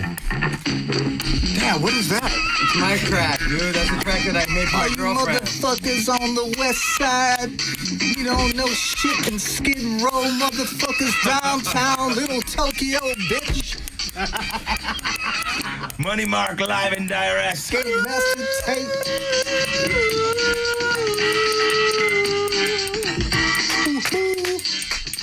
Yeah. Round of applause for Skiba and Money Mark and Skate Master Tate. So Mark, Un aplauso. So you were saying when we were having this conversation that I was saying I was Chicanese because my father's Japanese and my mother's Mexican. So you're Chicanese. Well, my mother's instead of Chicano, right? Chicana and Chicani. Japanese was like Chicanese. That's awesome. That's my word right there. So. I'm going to get my IP lawyer so you can trademark that, register that trademark. We got to make it the most famous word of next year. Like twerking. You know what? Like twerking? That's not hashtag proud. It has a real pride. So like hashtag Los Angeles needs to. I'm just going to go up to half Asian Hispanic chicks and go hashtag Chicanese. Man, you're a hot Chicanese, man. Whoa. Your name Proud? It's better than Chino Latino. Yeah. Chino Latino? Yeah, it's better than that. Good, man. That's Yeah. Oh, the other thing is I liked about Chicago was it kind of sounded like Chicano. Chicano. We had Chicano and Chicago. It's like if you were a Chicano from Chicago, you were the shit. Exactly, because it's Chicago Chicano Thresa. Eddie. Yeah, that's right. I know you can relate to this. Speaking of Chicano, and this will segue into it, but everybody here, earlier the Econoline van was brought up in the conversation. That's right. I don't know how many countless hours or miles all the people sitting at this table here have spent been in the van. And Econoline, the Kevin Seconds of 7 seconds, I'm quoting him, the Ford Econoline van is the Gibson Les Paul of touring vans. and right, if I'm not mistaken. Is that what he said? Yeah, but I have gracefully renamed it the Ford Chicano line. The Chicano line. Oh, wow. But That's good. Now, That's I would good. wonder collectively how many line. hours or how many miles have been driven or how many hours have been spent collectively by everyone in the stable in a Ford Chicano line van. I know. Wow, a lot. I know mine exactly. Tell me. Okay. Tell us, Lay it Matt. on me, Matt. Almost exactly, because Okay. we went through two Ford O'Connor lines. Wait, someone's on the phone. Oh, we had someone on the phone. Oh, we have a caller. Caller. I did not steal that Econo line. Caller, you're on the line. They last about 100,000 miles. They're great. Let me tell you, no, but Death by Stereos, Death by Stereos 2001 Ford Econoline van, made 350,000 miles. No, but we bought it. You trade them in at 100,000 Wait. There's a guy on the phone that wants to do a shout out to his Heina, and he thinks this is we the do Arlo shout outs show. on this show, by the way. We do shout outs on this show. Okay. Yeah, Do a you're shout on. out to your You're Heina on the homies. air. Orale. Hey, I want to make a shout out to my Heina Whispers. This is Big Thumper. Big Thumper. Hey, Orale, Big Thumper. What hood are you from, Thumper? What hood are you from? Birch Street Locals, eh? All right. All right. Big Thumper. Hey, is that here in Los Angeles? No, that's actually in Brea. Brea. Okay. Wow. Birch Street Locals? Hey, man, scared, dude. Vadio Brea. I'm not talking shit. I'm just kidding, man. We're pretty down, you know. I know you're pretty. Hey, down. so are you guys in Teen Hey, man. Angels? Hey. Teen Angels magazine? Angels. What's that, eh? What's that? Hey, I'm not even in a gang, and I buy Teen Angels to look at the gangs. It's a gang fanzine. Wow. Get into it, eh? Ruka fanzine, though. Yeah, remember that? Remember that? Firme Ruka's in there all the time. So Birch Street is from Brea. Órale pues. Órale pues, take off your dress and I'll do the rest. Just like War said, the world is a ghetto, apparently. No, seriously. Brea. So Brea's got some hood now. No, that's awesome. Someone just claimed Brea. Someone claimed Brea. No. It's like, yo, watch out, Barrio Yorba Linda. Hold on. No, hold on. Okay, so Birch Street Locals, right? Orale. All right, homie, I got you. Is that a set? It's a real set. Are you in Brea? Are you enjoying the show? You're enjoying the show? So far, so good, eh? Yeah. Hey, call us anytime. A little bit more like Bretton Wood and Firme oldies like that, you know? Well, you know what? Next week, you know what? Next play some week. oldies next week. No. Next week we're bringing the whole East Side Story compilation box set. Hell yeah, we are. Whoa. All right, thank you so much. Hey, homie, I want to do a shout out to the Birch Street Locos. All right, this is it. This is Boom. You sure? From Little Thumper. Little Thumper, Big Thumper, Baby Thumper. Thank you for Uncle calling. Thumper. I appreciate you, and I appreciate your protection. Orale. Be good, man. Happy holidays. Nice. I appreciate your protection. This goes out to all the Thumpers. Appreciate your I feel safe. Hey, I feel fucking safe. I feel right safe, now. bro. Hey, I feel fucking safe. there was a guy. There was a DJ. That wasn't a prank, dude. I know, No, dude. that Hey, was not a prank. That was someone. That Birch was a Street. game banger. That's a fan. There was That's a this fan dude. right there. There was this dude in my That's neighborhood. my demographic, bro, for my band and the radio shows. Just gangsters. That was Greg Ginn. There was this. impersonating us. He's sitting there, dude. He's like, Eddie. fuck this shit. Fucking LAX bullshit. There was a dude. Greg Ginn, let me tell you something. He's, Are we still live right dude, now? I know he gets. He's Yeah, my that's friend. awesome. I worked for him. I play music with him. All I got to say is when he did the Black Flag Are we really reunion in after him? 2003 Yeah, we were. at the Palladium, that was the last weekend I worked at SST. I walked in on Monday. He walked up to me. He handed me on a piece of paper 7 cat rescues and who to make their. He said, call Golden Voice. Yeah. The 2 shows we did at the Palladium in 2003, $50,000 guarantee each night. He said, have them divide the $100,000 to all 7 cat rescues. I don't want none of the money coming here. It's it wasn't a benefit where the band gets their money and back end goes. It was like all of it went. Yeah, That's pretty rad. That's rad. I respect the hell out of that. What's up? And I also think it's hilarious because I know there was dudes that weren't happy about it. He gave the money to who? There is a caller for Skate Master Tate. Oh, yeah. Caller, you're on the line, caller. Caller, you're on the line. Wow, what a Yo, what's up, Tate? This is Steady Lurkin.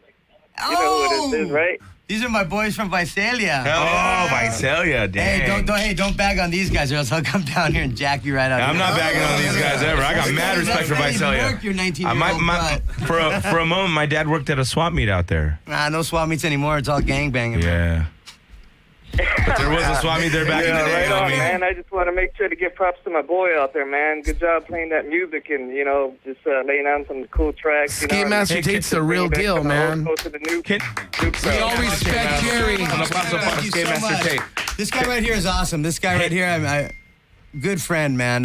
Tate, can we give a big, strong shout out to all our homies in Visalia right now? Yeah, man. Visalia, shout out to Visalia. Shout out to Visalia. From LA to Visalia with love. Papa Lurker. Visalia in the house. Junior Lurker, and good night, Krista. Papa Lurker, Junior Lurker. Keep the bed warm and breakfast ready, honey. Lurker of Chalice? Lurker. Yeah. That's badass. You guys skate. Being alive over here, and making sure that, everybody knows what's up with the web trucks, and... web trucks, yeah. Union Street skateboards, I'm telling you, these guys represent. These guys are loyal, man. These aren't big companies. These aren't multi-million-dollar companies. And these guys ride them no matter what. They skate every day. They live and eat and breathe skateboarding. They care about skateboarding and being hardcore. Skater-owned operated shops. Keep it alive. Keep it alive. Everything, yeah. Now, these guys are down to earth. They're the real deal. Right on, man. So basically, they're not gay. Thank you. We were giving you respect out there. I'm just kidding. Thank you so much for calling in. Thank you so much for calling in. That is so bad because it's on Let's PC. thank them for calling in. That was awesome. Seriously. No. And we appreciate you listening and supporting the show, too, man. Thank you so much, Nash. Steady lurk, brother. Dude, that's so fresh. Seriously, that he's the props that that are coming out tonight. Did you seriously? You're a legend, man. No. But it's just the like Lord's core. a legend. Hey, you guys should have your own cereal. Yeah, but you're a conduit, my friend. What is it called? And then people can eat the cereal while they're listeing to the show. It's like, get your Skidrow cereal out. Los Angeles needs the cereal. And then when people call in, right? You guys should have your own cereal. I like that. Like honeycomb stuff. I'm going to call Kellogg's tomorrow. Call Kellogg's, man. And I'll make Cool Keith eat my cereal. He's always talking about honeycomb. Oh, Matt. What's her name? Michelle Saros. She was doing this thing, Chicanos, the cereal. No way. Chicanos? Yeah. That's a really good idea. Are they She's brown? pretty red. Matt, are they brown? Matt, Every color. There's something on your mind. I can tell. I see through you like glass. You know what? I want to make. I read you like a book, Matt. What's on your mind? I want to make a cereal called Paisa cereal. Paisa cereal? Like that? What? And I'll be a serial killer. Oh, dude, you know who's rad? That's the commercial. I'll be like annoyed. Okay, dude, that's the commercial. Annoyed. You'll be like the noise. Avoid the noise. Okay, can be serial killers. Okay, who am I impersonating? Noid. Whoa. Richard Ramirez in court showing his pentagram to people. Oh. Yeah. Whoa. That's Chicano shit. Yo, I thought that was Stop in the Name of Love. No. Hey, Richard Ramirez. Your buddy trying to high five you. Yeah, exactly. No, let's be honest. Really quick. Wait, put something in here? Wait, yeah. Yeah. There was a girl giving out her autograph at a club when that was going on, and I go, Night like, who is she? She goes, I'm the Night Stalker's cousin or sister or something. And you believe that? God honest truth. And I was rolling on the ground. I was throwing the floor. We need to do a Night Stalker episode. Were you on the floor rolling, Let's dude? do a Night Stalker episode. I go, are you serious? And she goes, and let's get some people on. Hey, let's do a Night Stalker episode. I think it was at like cafe or something. Yeah. So you got to interview the guy that beat up the Night Stalker when all the people in the street were beating him up? Remember we Richard Ramirez? That guy that initially got him. Richard Ramirez, man. When they identified him, I remember this. I was petrified. I was 10 years old. And at the time, I was living in Pico Rivera. And I remember it was really eerie because he was killing people in Whittier, Rosemead, Temple City. And he was killing old people. He's a pussy. Let's make he sure is. we make sure.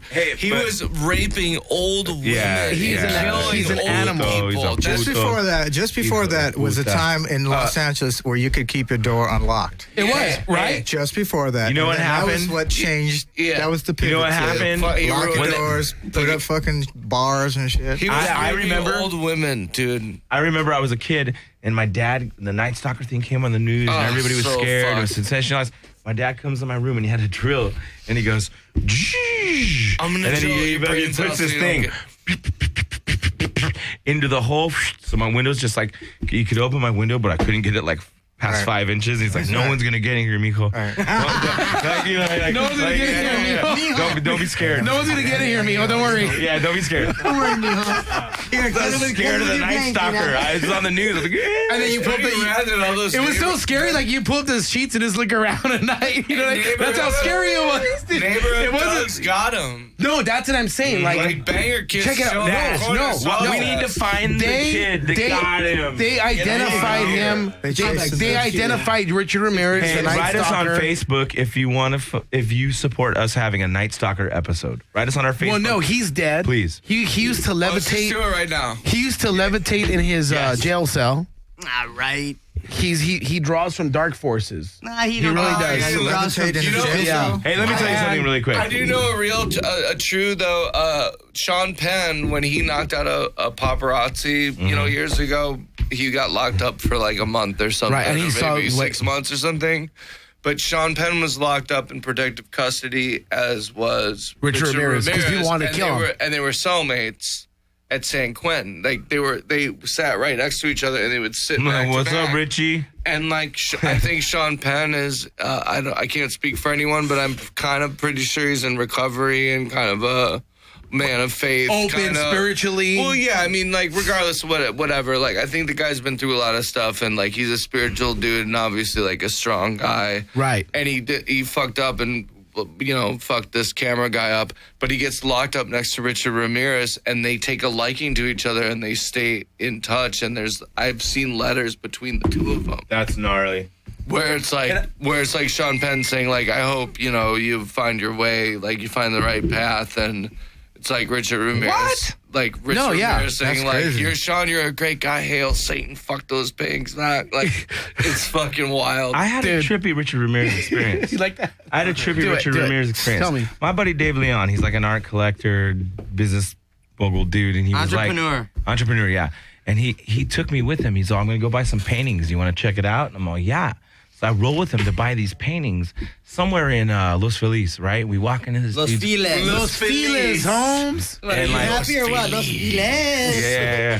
So I want to like, wish you a Los Feliz. You know what? I call it like my mom calls it. Lost feelings. Yeah. I call it like my mom calls Lost feelings. it. I call it like my mom calls it. So anyway, so I go into this pad, right? And my friend buys 2 John Wayne Gacy paintings. And it was really creepy because they're paintings of Snow White and the Seven Dwarfs. It was really creepy. And then he goes, hey, man, you interested in this? And he pulls out a fucking sheet of notebook paper ripped out of a spiral with, no, it was Ramirez. And it was a scratchy pen drawings of like cactuses and desert and all this weird shit. And he was like, how much? And he's all, $900. And he's like, no, I'm good. Like, but that's how much Ramirez was getting for a sheet of notebook paper. Yeah. Scribble. $900 bucks. Back then. Zimmerman Yeah, just I need to got go 100 stab too. someone. I fucking make a mint off my art. No. Just kidding. Just kill me with kindness and then start making art, bro. I know. Yeah. Okay, we don't have a ton of time left, so I need to ask you guys some serious questions. Go ahead. Tate, Mark, Matt. We're gonna go in a row. Matt. Whoa. Yes. I didn't do it. What area of LA are you from? What's your favorite spots to eat, to shop, to get records, to listen to music, to go see live music? What's your deal? My favorite places to eat are M Cafe. Mm-hmm. Love M Cafe. I love Vegan Glory. I love. There's so many great vegan spots. Veggie. What's the place called? What about Crew? CRU. That's raw foods. Oh, dude, Crew's good, but a buddy of mine just opened up. Like, there's so many. Doomy's home cooking is really great. Now let me ask you this, because Crossroads is really great. Yeah, I don't eat meat. Let me ask you this: being a Chicago guy, then also being a Bay Area guy, then coming to LA, you have a lot of experience riding the trains. And how did that translate to LA and your experience with public transportation in LA, riding the trains in LA, getting to cool spots? Like, how did that segue? I mean, was it like a smooth transition for you? Because I know in LA is a wide open space and nobody walks in LA. No, and I have a motorcycle. And I have a car. And then when I come to party like tonight, You don't walk. I don't. Walk? What does that even, I don't even know what that means. You're vegan. You should know what that means. Well, No, actually, but what no, neighborhood are you coming from? Because we could show you an easier way to get down here and party with us on Mondays. I cabbed it down here to hang out with you guys. Because you want to rage. Right. Because I'm drinking. Now, that is a responsible choice. Yeah. But we could get you here even cheaper, though. No. We could get you here even cheaper. So are you in Echo Park, Los Feliz, Silver Lake, West Hollywood? I am in West Hollywood. Okay. So you little drive. Little drive, like I would. A little bit of a cab ride too.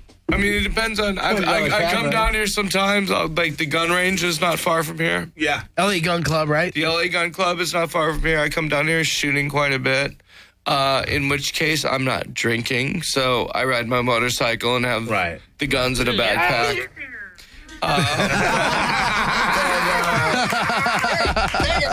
But a night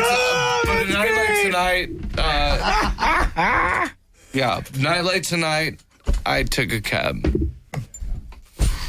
You know what? No, you know what? That's honorable, man. That's very honorable. Eddie. I used to do that all the time when I was a drag addict. I support the responsible way, but I think there's easier ways. Skateboard. To get here, don't you? Well, let me tell you.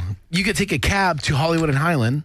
And save some dough. Take the by one. Stopping there. Take the one all the way here. And take a red line subway for $150 to Pershing Square and walk 2 blocks here. Oh. Really? Yeah. And save time and because that's what this show's about, actually. We're gonna have you back. Really? Public transportation in LA, car-free lifestyle. We're gonna have awesome. Yeah. We're gonna have you back. I didn't know that such things exist. You didn't know there's a subway, right? Eddie, let's make a deal. Are we live right now? This is real. We can't live. fake this. We cannot fake this. No. We're gonna make a deal. Lucas. We're gonna make a deal. Fucking schmuck. We're not faking the funk. Eddie, we're gonna make a deal. Hey, yo, we're gonna make a deal with Matt, with Mark, and with Tate. Skate Master Tate. All right, and we're gonna have all of you guys back sometime whenever you have time, together, individually, whatever, separate. I'm on a drive. But we I'm are gonna take a limo. we are gonna come get you guys, and we're all gonna do it on public transportation. All right. Oh, really? Yeah, the 460 comes here, man, from LA. From down south. Yeah, to Anaheim. Yeah. That's a Disneyland bus. We'll grab That's you, your bus, then we'll grab right? you, and we'll all go here. Wow, great. really? Dude, $1.50 each way. Next time you come, I'll get you on a Sunday afternoon. $1.50 each way. Okay, yeah, no. Full body condom. I can skate down. Hey, Mark wants to wear a full body condom, apparently. 460. Who does? Mark does when he rides the bus. I like to wear a full body condom. If I were on the bus, I'd wear a full body condom. I wear nothing when I ride the bus. Wow. See, that's why I like it. I like the way you ride the bus. That's why I have my Hey, Eddie. No, Eddie, like this. Have I ever told? like Have I ever with told you? clothing Tell on me. and headphones. Have I ever told you? Have I ever told you? Have you ever seen a fight at Sizzler? Eddie. Have you ever seen Have I a ever told you? fight at the I love the way salad you ride the I've bus. seen a fight at Sizzler, dude. A fight at Scissor. Hey, did you go to Scissor? Because you know when you go to Scissor, it's like when someone graduated. Oh, hey, the family's grade. going to Sizzler. Jamie graduated high school. She's doing great. We're going to Sizzler.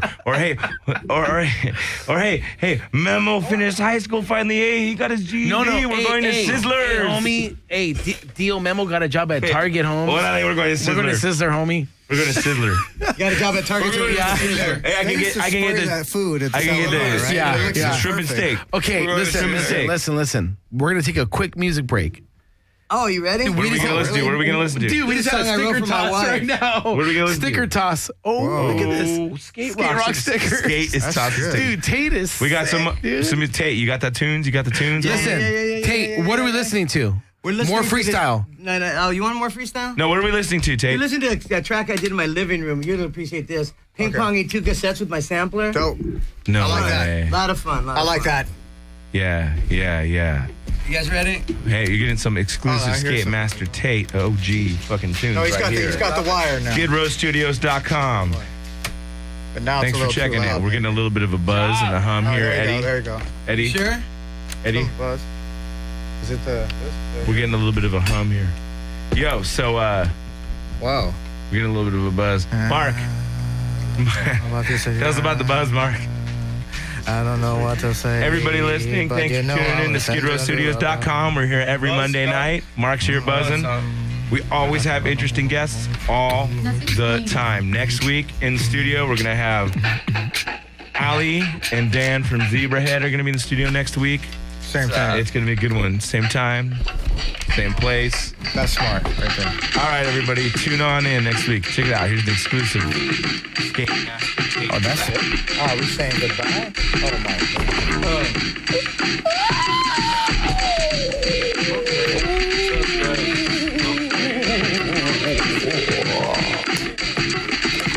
So what do you like to eat? What? I like the Panthers for breakfast. Panthers go, yeah. No locks on the belly. There's old guys on belly. There's not. I was never for years.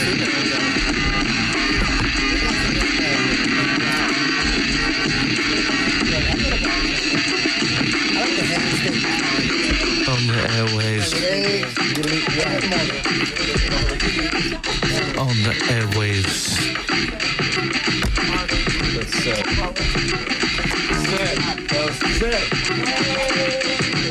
Oh, it's fun. I didn't know we all had so much in common. That was so cool, man.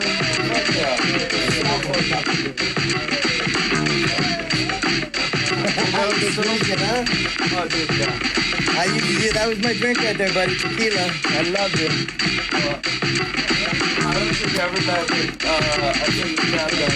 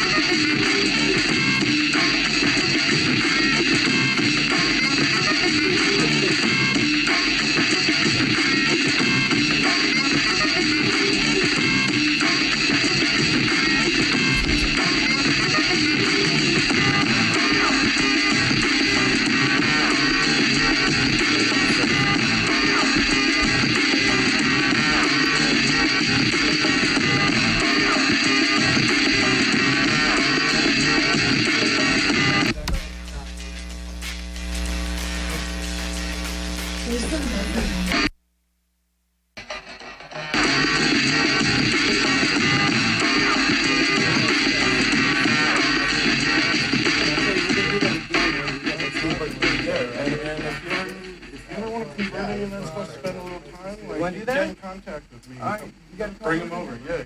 Let's do that, man. That'd be cool. Music stuff, right? It should be going still. This is the one I did right here. It's the same part. Oh, I got Anna Franklin. Yeah. Piece of My Heart. Oh, that's cool. But this is the original Piece of My Heart. I love this one better than the other one. Jerry Raggedboy and yeah, man, good job, dude. Represent, dude.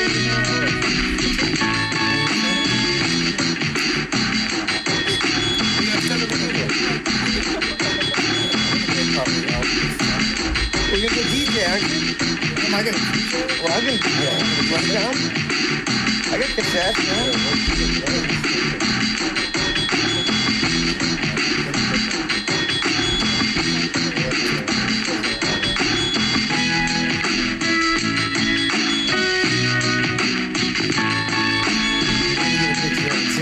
Put my iPad to go off there. Want to take it off? Turn it off?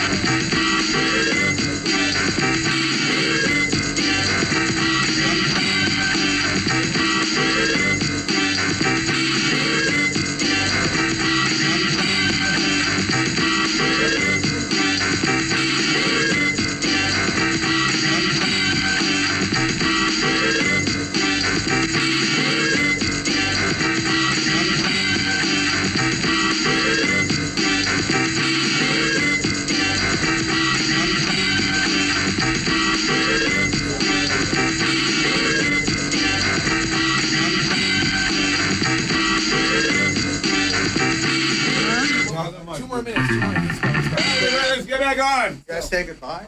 Yeah. Oh, shit. Yo, what's up, everybody? This is Ephraim. I'm sitting here with Eddie, and we are really grateful that you all listened tonight and got to join in and listen to us have the greatest night with Skate Master Tate, Money Mark, Matt Skiba. Everybody, let's get a round of applause for all of our fucking amazing guests. Thank you, everyone, for listening to the 103rd episode of Los Angeles 103 Nista. episodes, Eddie. Congratulations. Thank you, Ephraim, for coming on board. I'm glad to be here. And let's give props to our in-house photographer, Adam Murray. Adam Murray, round of applause. All the great pictures you guys see online. Skidrow Studios for facilitating the show. The owner, Jeremy Hansen, Jeremy. Hashtag Skidrow Studios. Hashtag Los Angeles Nista. Soundboard operators and our in-studio guests, Skate Master Tate, Money Mark, and Matt Skiba from Alkaline Trio. That's a wrap. Thank you very much. We're out of here. Thank you, studios.